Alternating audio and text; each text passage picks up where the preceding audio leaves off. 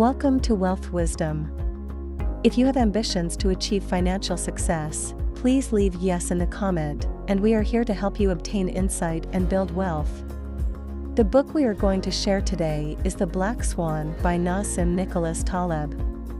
Black swans are events thought to lie outside the realm of possibility, and yet happen anyway. As human beings, we are particularly good at turning all of the stimuli from our environment into meaningful information. This is a talent that has allowed us to create the scientific method, philosophize about the nature of being, and invent complex mathematical models. But just because we're able to reflect on and order the world around us doesn't necessarily mean we're very good at it. For one thing, we're inclined to be narrow-minded in our beliefs about the world. Once we have an idea about how the world functions, we tend to cling to it. But because human knowledge is constantly growing and evolving, this dogmatic approach makes no sense. Just 200 years ago, for example, doctors and scientists were supremely confident in their knowledge of medicine, yet today their confidence seems ludicrous. Just imagine going to your doctor complaining of a common cold, and being given a prescription for snakes and leeches. Being dogmatic about our beliefs makes us blind to those concepts that fall outside the paradigms we've already accepted as true. How, for example, is it possible to understand medicine if you're not aware that germs exist? You might come up with a sensible explanation for illness, but it will be flawed by a lack of crucial information. This kind of dogmatic thinking can result in huge surprises. We're sometimes surprised by events not because they're random, but because our outlook is too narrow. Such surprises are known as black swans, and they can prompt us to fundamentally reconsider our worldview. Before anyone had ever seen a black swan, people assumed that all swans were white. Because of this, all their depictions and imaginations of the swan were white, meaning that white was an essential part of swanness. So, when they discovered their first black swan, this fundamentally transformed their understanding of what a swan could be. As you'll see, black swans can be as trivial as learning that not all swans are white, or as life-changing as losing everything because of a stock market crash. Black swan events can have earth-shattering consequences for those who are blind to them. The effect of a black swan isn't the same for us all. Some will be hugely affected by them, others hardly at all. The power of their effect is largely determined by your access to relevant information. The more information you have, the less likely you are to be hit by a black swan, and the more ignorant you are, the more you are at risk. This can be seen in the following scenario. Imagine making a bet on your favorite horse, Rocket. Because of Rocket's build, her track record, the skill of the jockey, and the poor competition, you believe that Rocket is the safest bet and gamble everything you own on the horse winning.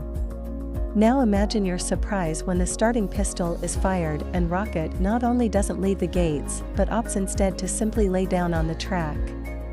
This would be a black swan event. Given the information you'd gathered, Rocket winning was a safe bet, yet you lost everything the instant the race began. But this event will not be a tragedy for everyone.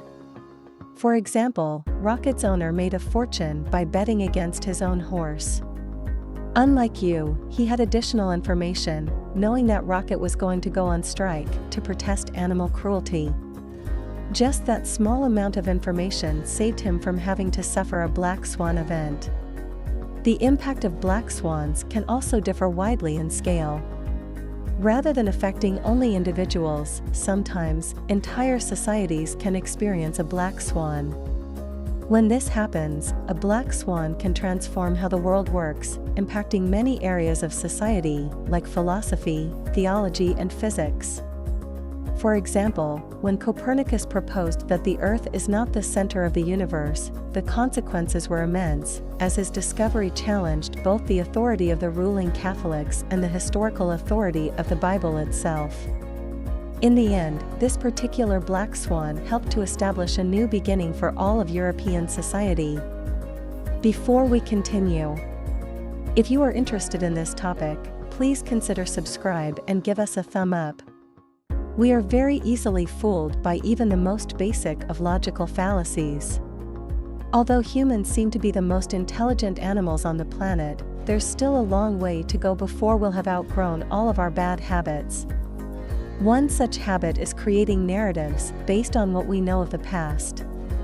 While we tend to believe that the past is a good indication of the future, this is often a fallacy. It leaves us prone to mistakes because there are simply too many unknown factors which could go against our narratives. For example, imagine you're a turkey living on a farm. Over the years, the farmer has fed you, let you roam freely, and provided a place to live. Using the past as your guide, there is no reason to expect that tomorrow should be any different. Alas, tomorrow is Thanksgiving, and you are decapitated, filled with spices, thrown in an oven, and devoured by those who had housed and fed you. As this example shows, believing that we can base predictions about the future on knowledge of the past is a fallacy with potentially dire consequences.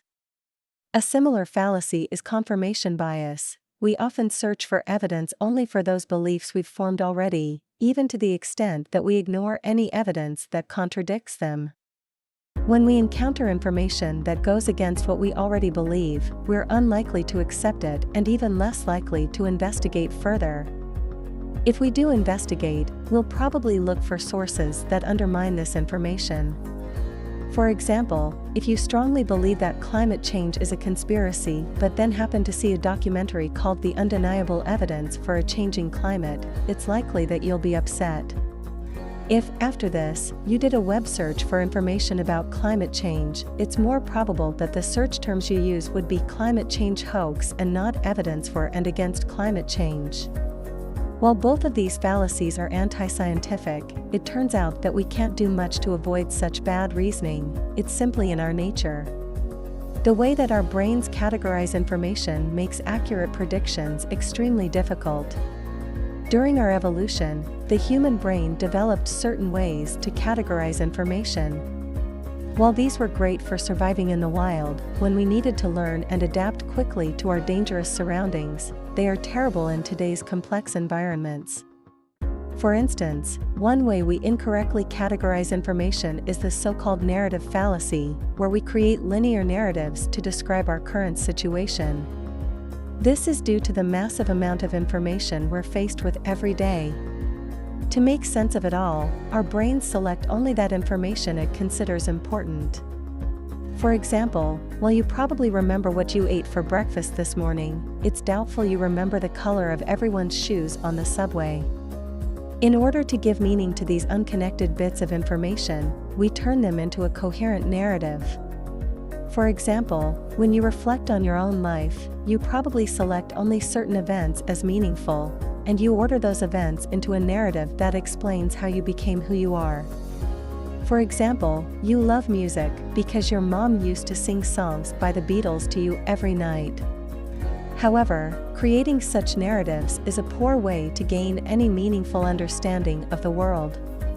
This is because the process works only by looking back on the past, and doesn't take into account the near-infinite explanations that are possible for any one event. The fact is that tiny, apparently insignificant events can have unpredictable, major consequences. Imagine, for example, that a butterfly flapping her wings in India causes a hurricane 1 month later in New York City. If we catalog each stage of cause and effect in this process as they occur, then we'd be able to see a clear, causal relationship between events. But since we only see the outcome, in this case, the hurricane, then all we can do is guess at which of the simultaneously occurring events actually influenced that outcome. We don't easily distinguish between scalable and non-scalable information. We humans have developed many methods and models for categorizing information and making sense of the world. Unfortunately, however, we're not very good at distinguishing between the different types of information, most crucially between scalable and non-scalable information. But the difference between those types is fundamental. Non-scalable information, such as body weight and height, has a definite, statistical upper and lower limit. Body weight is non-scalable because there are physical limitations on how much a person can weigh. While it is possible for someone to weigh 1,000 pounds, it is physically impossible for anyone's weight to reach 10,000 pounds. Because the properties of such non-scalable information are clearly limited, it's possible for us to make meaningful predictions about averages. On the other hand, non-physical or fundamentally abstract things, like the distribution of wealth or album sales, are scalable. For example, if you sell your album in digital form through iTunes, there's no limit to how many sales you might make because distribution is not limited by the amount of physical copies you could manufacture. Furthermore, because the transactions take place online, there is no shortage of physical currency to prevent you from selling 1 trillion albums. This difference between scalable and non-scalable information is crucial if you want to have an accurate picture of the world. And trying to apply those rules that are effective with non-scalable information to scalable data will only lead to mistakes. For example, say that you want to measure the wealth of the population of England. The simplest way to do this is to work out their per capita wealth by adding up their total income and dividing that figure by the number of citizens. However, wealth is actually scalable. It's possible for a tiny percentage of the population to own an incredibly large percentage of the wealth. By merely collecting data on the per capita income, you end up with a representation of income distribution that probably doesn't accurately reflect the actual reality of the citizens of England. We are far too confident in what we believe we know. We all like to keep ourselves safe from harm, and one of the ways that we do this is assessing and managing the possibility of risk. This is why we buy things like accident insurance, and we try not to put all our eggs in one basket. Most of us try our best to measure risks as accurately as possible to ensure that we don't miss out on opportunities, while also ensuring that we don't do something we may later regret. To achieve this, we have to evaluate any possible risks and then measure the probability that these risks will materialize. For example, imagine you are in the market to purchase insurance. You want to buy the kind of policy that will protect you against the worst-case scenario, but also will not be a waste of money. In this case, you'd have to measure the threat of disease or accident against the consequences of those events transpiring, and then make an informed decision. Unfortunately, we are far too confident that we know all the possible risks which we need to protect ourselves against. This is called the ludic fallacy, and according to it, we tend to handle risk as we would a game, with a set of rules and probabilities that we can determine before we play.